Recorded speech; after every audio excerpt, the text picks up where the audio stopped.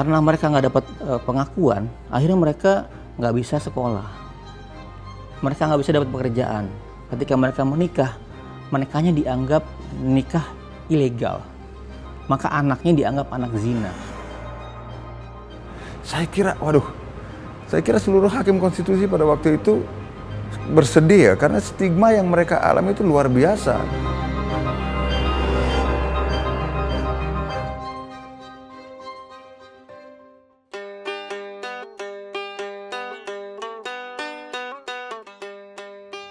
Pemirsa, saat ini terdapat sebanyak 178 organisasi penghayat kepercayaan yang tersebar di seluruh Indonesia dengan 12 juta orang sebagai penganutnya.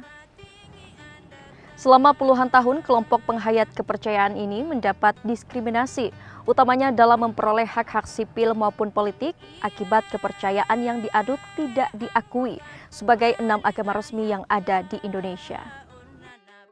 Hingga akhirnya Mahkamah Konstitusi memutuskan untuk memberi pengakuan terhadap kaum kepercayaan. Nah, saya akan melihat bagaimana keberlanjutan dari implementasi kebijakan ini bagi sejumlah kaum kepercayaan.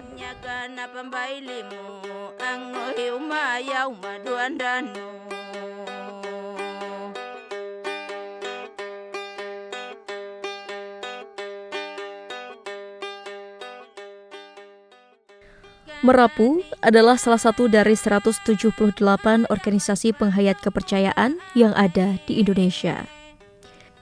Hampir sebagian besar pengikutnya bermukim di Sumba Timur, Provinsi Nusa Tenggara Timur.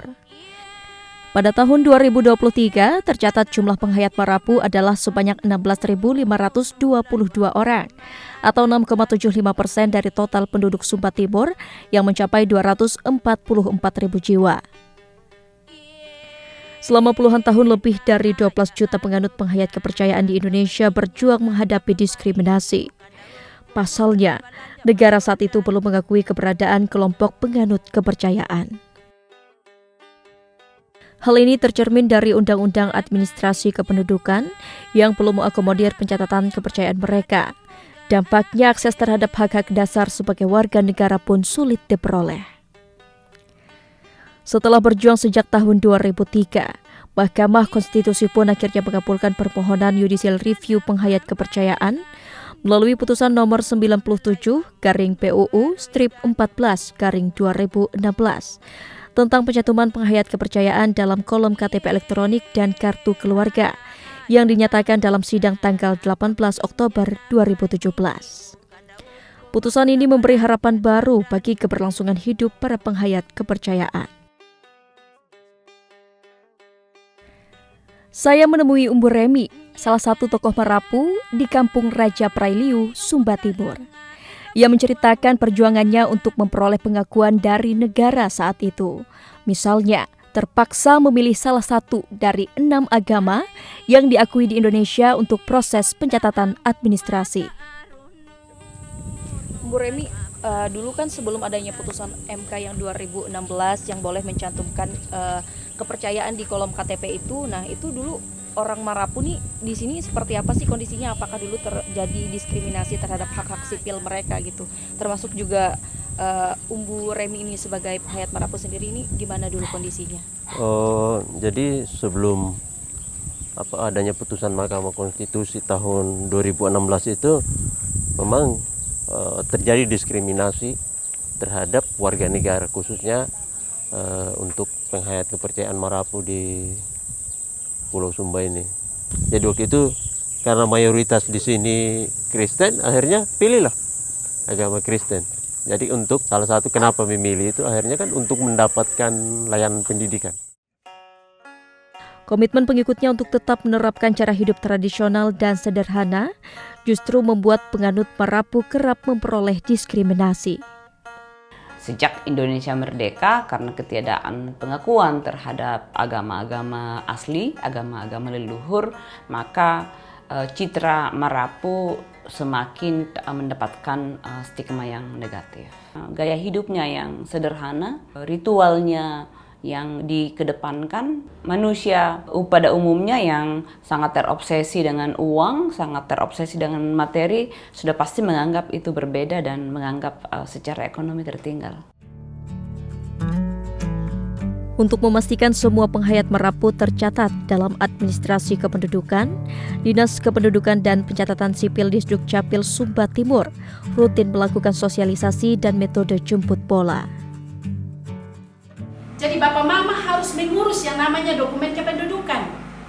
Karena dengan dokumen kependudukan itu bukan pelayanan dasar kalau Dinas Dukcapil melakukan pelayanan itu, tetapi dasar dari semua pelayanan. Mama, adik-adik yang penganut kepercayaan Merapu, kolom agama yang sebelumnya itu ada dikasih tanda strip, pada saat dengan putusan 97 tahun 2005 maka akan tercantum dengan tulisan kepercayaan terhadap Tuhan Yang Maha Esa. Ada juga yang tidak mau melakukan perekaman karena memang dikasih standar strip. Tapi dengan sosialisasi, dengan pendekatan kita, memberikan arahan bahwa pentingnya dokumen kependudukan terutama KTP, sehingga mereka bisa melakukan pelayanan publik lainnya, mereka mengikuti sesuai dengan regulasi yang ada dan mengikuti perekaman KTP. Metode jemput bola yang dilakukan di Dukcapil Sumba Timur berdampak signifikan terhadap jumlah penerbitan KTP penganut Merapu. Saat ini tercatat sebanyak 99,31% penganut Merapu telah memiliki KTP tanpa harus mengosongkan kolom agama. Jumlah ini meningkat 93,14% sebelum ingkrahnya putusan Mahkamah Konstitusi, di mana pada tahun 2016 penganut Merapu yang memiliki KTP hanya sebanyak 6,17%. Sangat positif, sangat bagus gitu karena kemudian pemerintah daerah melaksanakan mandatnya untuk mengadministrasi penduduk, termasuk penganut agama Merapu. Jemput bola bagus, harus terus diperbanyak karena agama Merapu pun kalau mau mendatangi Dukcapil kan jauh dan belum tentu punya ongkos untuk datang. Nah, ini adalah contoh baik ya, good practice yang harusnya bisa diteladani oleh pemerintah daerah di seluruh Indonesia. Perjuangan panjang penghayat Merapu untuk merealisasikan hak-hak dasar mereka sebagai warga negara pun telah berhasil membawa perubahan nyata, khususnya bagi peningkatan kualitas hidup yang berkelanjutan. KTP itu sangat penting karena untuk sekolah, untuk kuliah juga, dan ini KTP untuk penting juga untuk kesehatan karena bisa pemeriksa di kesehatan itu karena benar tentang ada KTP Kak. Baru-baru istri saya melahirkan begitu. Dari segi transportasinya, maksudnya dari rumah ke rumah sakit, itu udah ditanggung dari pemerintah, dari kesehatan, gratis lah. Implementasi putusan MK tahun 2017 juga menaruh perhatian pada pelestarian nilai-nilai Merapu di kalangan generasi muda melalui integrasi pendidikan penghayat Merapu ke dalam kurikulum pendidikan. Pengesahan Undang-Undang Nomor 1 Tahun 1965 tentang pencegahan penyalahgunaan dan atau penodaan agama mempersulit posisi kelompok penghayat kepercayaan di mata hukum. Untuk memahami lebih lanjut, saya menemui sejumlah pihak yang terlibat dalam perkara ini. Salah satunya Hakim Mahkamah Konstitusi yang memberi putusan terkait eksistensi kelompok penghayat kepercayaan pada tahun 2017 lalu.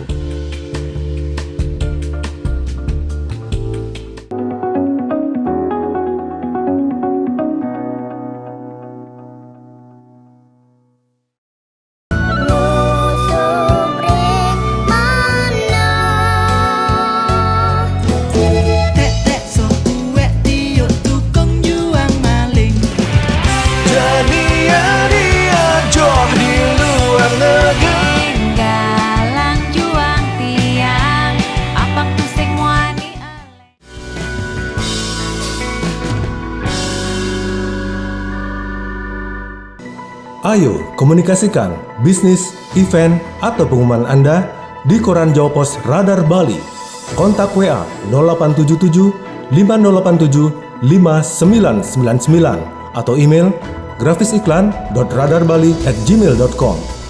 Jawa Pos Radar Bali, lugas dan tuntas.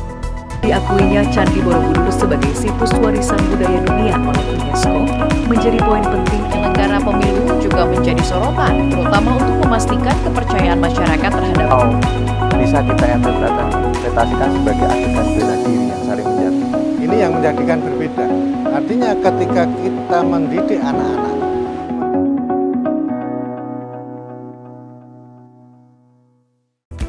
saya Yom Sagita mengucapkan selamat mengudara Jawa Pos TV di Pulau Bali. Semoga Jawa Pos TV dapat memberikan tambahan informasi dan hiburan untuk masyarakat Bali. Jaya terus Jawa Pos TV. Perhubungan Budi Karya Sumadi usai rapat terbatas evaluasi Stasiun Pasar Kombes Pol Wisnu Prabowo menjelaskan pelaku pembunuhan berinisial AAR menyerahkan diri setelah membuat ikan air tawar yang didominasi jenis ikan koi. Ikan-ikan. Saksikan Beranda Nusantara setiap Senin hingga Sabtu pukul 11 waktu Indonesia bagian tengah hanya di Jawa Pos TV Bali.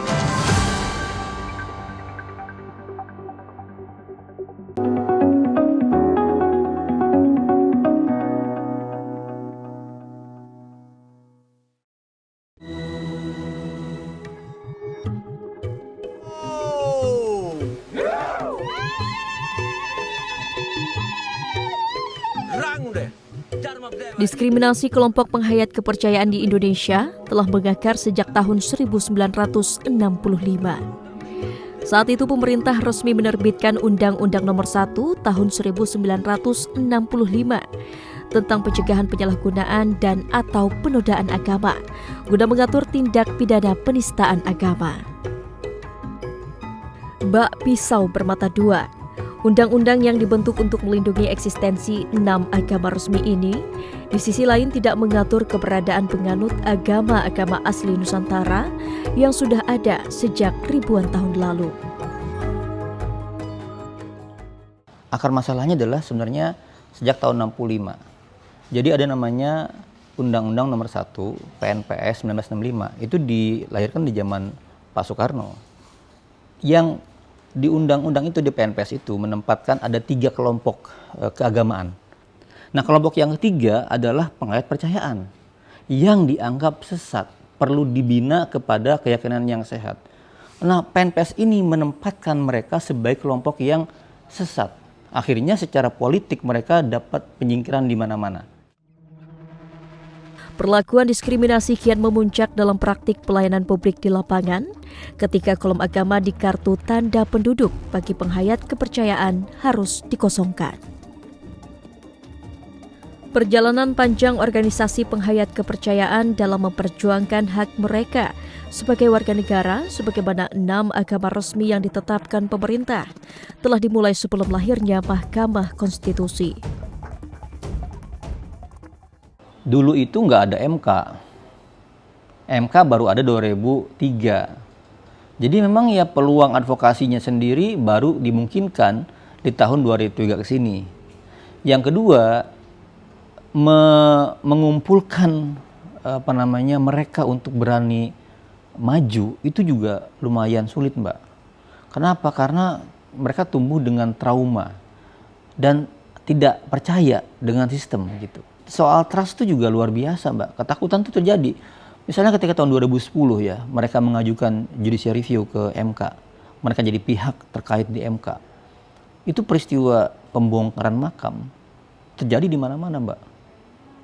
Jadi ada kekhawatiran ya, maju itu dianggap sebagai melawan, dianggap sebagai forum yang merusak harmoni di lapangan menjadi terdampak. Jadi memang perlu pelan-pelan, Mbak.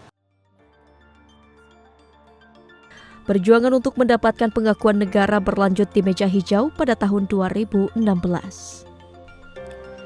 Hingga akhirnya MK mengabulkan seluruh gugatan melalui putusan 97/PUU/14/2016 yang diumumkan dalam sidang terbuka tanggal 18 Oktober 2017. Putusan tersebut menganulir pasal 61 dan pasal 64 Undang-Undang Administrasi Kependudukan yang menolak menyantumkan identitas agama seseorang di luar 6 agama resmi di Indonesia. Saya menemui Idewa Gede Palguna, salah satu hakim Mahkamah Konstitusi dalam sidang perkara ini. Menurutnya putusan MK mengabulkan permohonan para kelompok penghayat kepercayaan adalah langkah yang tepat. Itu kan hak konstitusional kan dijamin oleh konstitusi. Oleh karena itu maka undang-undang tidak boleh menyimpang dari konstitusi itu. Dia justru harus lebih menjamin, dan karena itu maka pemerintah juga harus menjamin apa yang dicuratkan di dalam konstitusi itu benar-benar terlihat di dalam praktek, dan itulah tugas Mahkamah Konstitusi. Tugas Mahkamah Konstitusi sebagai the guardian of the constitution atau sebagai pengawal konstitusi itu kan untuk menjamin bahwa praktik penyelenggaraan kehidupan bernegara itu harus berdasar kepada dan tidak boleh bertentangan dengan konstitusi. Jadi ketika kolom agama itu dikosongkan buat mereka, semua akses itu jadi tertutup. Ya. Lalu di mana persamaan di hadapan hukumnya? Kegigihan para penganut penghayat kepercayaan melawan diskriminasi selama bertahun-tahun turut menjadi salah satu fakta persidangan saat itu, yang membuat para majelis hakim akhirnya mengabulkan permohonan mereka. Saya kira seluruh hakim konstitusi pada waktu itu bersedih ya, karena stigma yang mereka alami itu luar biasa. Dan menurut saya pribadi dalam soal ini ya, itu mereka orang-orang yang luar biasa itu. Bayangkan kalau misalnya kalau saya belum tentu akan sekuat itu menahan perlakuan diskriminatif yang mereka alami selama bertahun-tahun. Itu sampai mereka beranak cucu itu mengalami peristiwa itu. Baru kemudian setelah ada Mahkamah Konstitusi dan mungkin entah siapa yang mengadvokasi ya, mereka mengerti bahwa itu adalah hak konstitusional yang bisa mereka perjuangkan lewat Mahkamah Konstitusi. Usai dikeluarkannya putusan MK terkait eksistensi para penghayat kepercayaan, Kementerian Dalam Negeri segera merespon putusan ini lewat Permendagri nomor 118 tahun 2017 tentang Blanko KK, registrasi dan kutipan akta pencatatan sipil. Setelah kami lakukan sosialisasi, kemudian juga proaktif datang ke daerah-daerah yang katakanlah banyak penghayat kepercayaan terhadap Tuhan Yang Maha Esa, dengan istilahnya jemput bola, mereka kan kemudian banyak yang kemudian di dalam dokumen kependudukan yang saya sebutkan tadi, kemudian terdaftar. Karena dengan memiliki dokumen kependudukan, dia akan mendapat pelayanan publik untuk berbagai hal secara lebih. Tapi juga dia bisa berpartisipasi dalam hal politik. Hak memilihnya itu tidak hilang. Penghayat kepercayaan di Indonesia yang turut merasakan manfaat dari putusan Mahkamah Konstitusi adalah masyarakat suku Baduy di Lebak, Banten. Langkah proaktif Disduk Capil wilayah setempat berdampak terhadap peningkatan kesejahteraan masyarakat Baduy melalui perluasan akses layanan publik yang sebelumnya sulit dijangkau.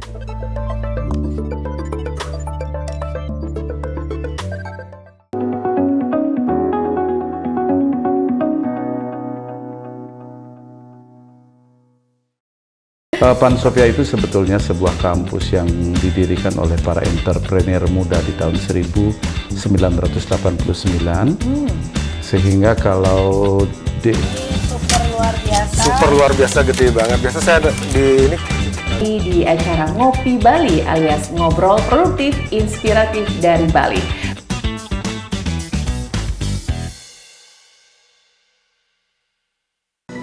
Ayo komunikasikan bisnis, event, atau pengumuman Anda di Koran Jawa Pos Radar Bali.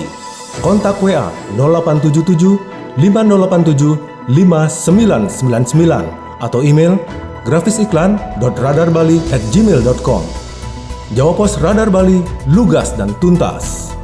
Perhubungan Budi Karya Sumadi usai rapat terbatas evaluasi Stasiun Pasar Kombes Pol Wisnu Prabowo menjelaskan, pelaku pembunuhan berinisial AAR menyerahkan diri setelah membuat ikan air tawar yang didominasi jenis ikan koi. Ikan-ikan. Saksikan Beranda Nusantara setiap Senin hingga Sabtu pukul 11 waktu Indonesia bagian tengah hanya di Jawa Pos TV Bali. Diakuinya Candi Borobudur sebagai situs warisan budaya dunia oleh UNESCO menjadi poin penting penyelenggara pemilu juga menjadi sorotan, terutama untuk memastikan kepercayaan masyarakat terhadap bisa kita interpretasikan sebagai adegan bela diri yang saling menjadi. Ini yang menjadikan berbeda. Artinya ketika kita mendidik anak-anak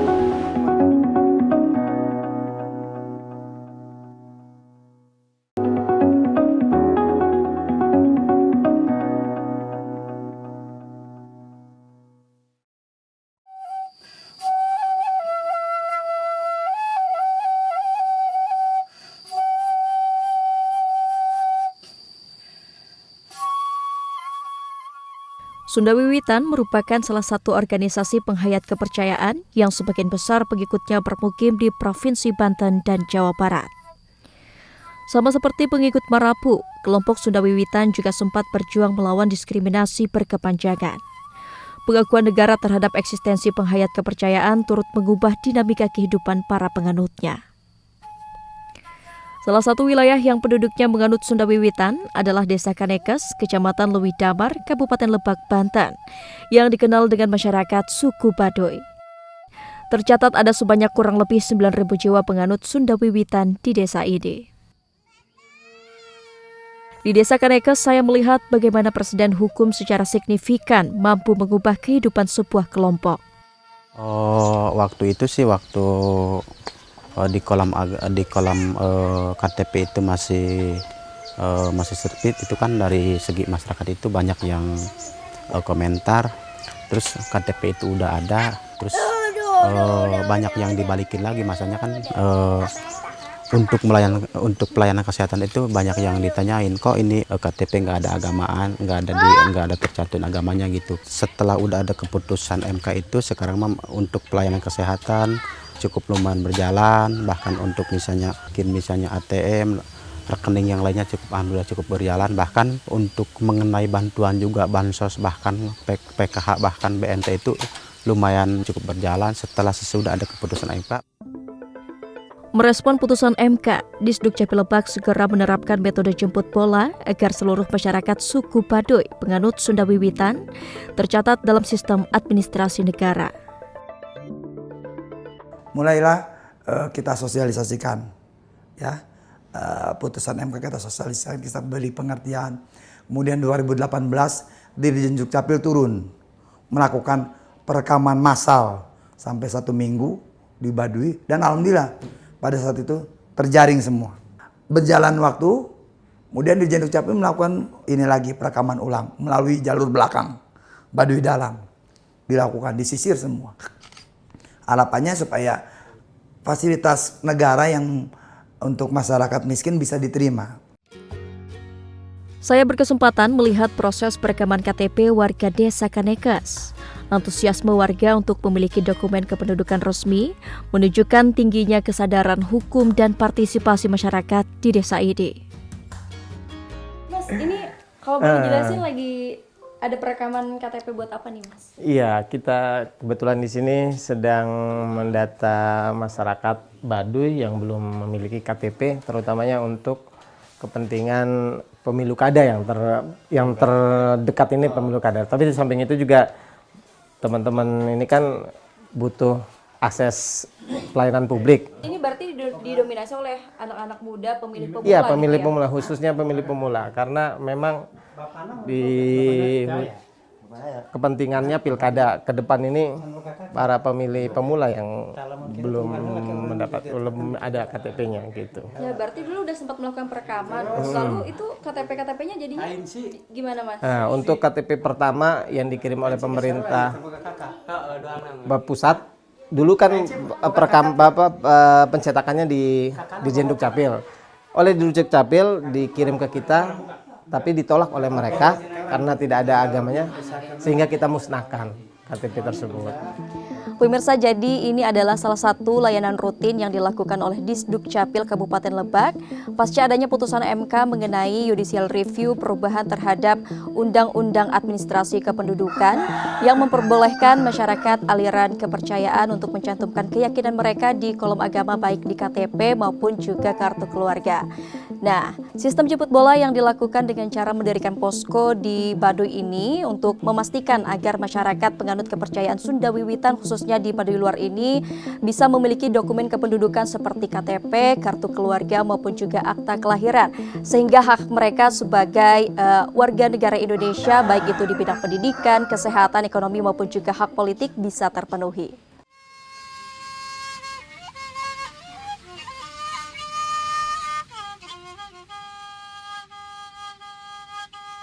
Penolakan terhadap modernisasi sebagai sebuah dogma yang dipegang teguh masyarakat suku Baduy, di sisi lain menjadi tantangan proses perekaman KTP elektronik.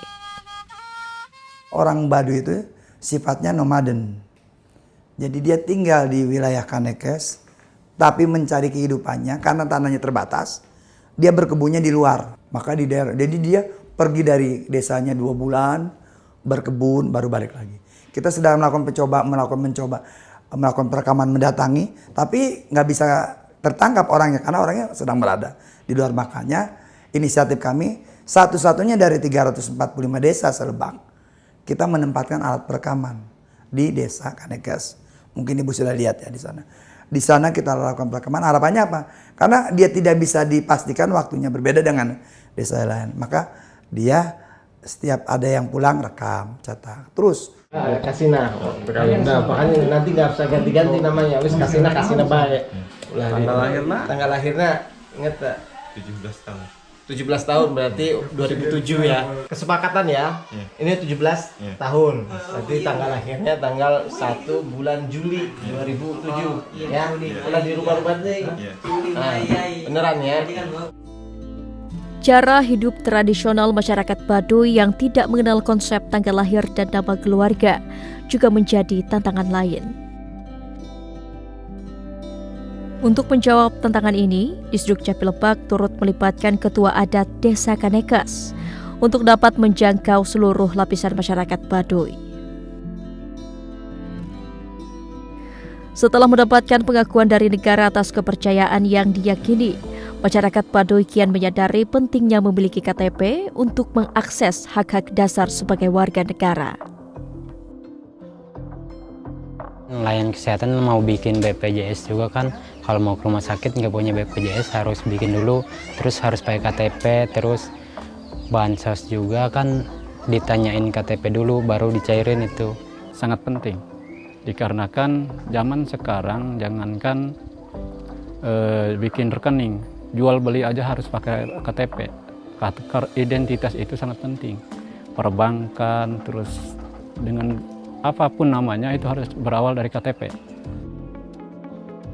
Kini, penerbitan KTP Penganut Sunda Wiwitan di wilayah Lebak, Banten telah mencapai 94% atau 6.376 jiwa dari total wajib KTP sebanyak 6.777 jiwa. Kolaborasi antara pemerintah pusat dan daerah berperan sentral dalam memastikan tak ada lagi diskriminasi terhadap kelompok penghayat kepercayaan di Indonesia. Pastinya Pemda setempat melalui dinas yang terkait itu juga harus proaktif. Katakanlah untuk mendapatkan pelayanan publik di SD, SMP, bagaimana dinas pendidikan kabupaten kota itu lebih proaktif. Untuk kesehatan, dinas kesehatan. Tentu saja dalam juga koordinasi kementerian di tingkat pusat. Negara hadir untuk memberikan kebebasan memeluk agama dan keyakinan, diiringi dengan perlindungan serta pemenuhan hak yang sama tanpa memandang ras, suku, maupun agama. Putusan Mahkamah Konstitusi terkait penghayat kepercayaan mencerminkan adanya kemauan politik untuk mewujudkan Indonesia sebagai negara yang menjunjung tinggi hak asasi manusia.